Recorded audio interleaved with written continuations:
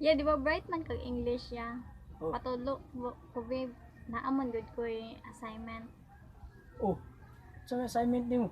Patudlo ko unsa nang plural. Plural? Basic ra mo kay na. Unsa plural sa bolya? Ball? Sa? Ball. Ball? Ballers. Ballers, mo na, ballers. Unya kanang plural sa horse ya. Sa? Plural sa horse. Horse? Horses said. Horses said. Ano? Gara man siguro na iwaya. Lay, tama na. Mao gani na English major gani ko. Last na niya. Unsay plural sa mango?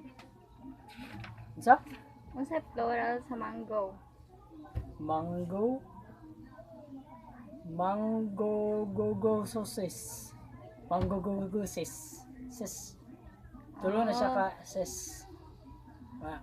Mao ba ya? Sige. Tama na. Tama na tanan.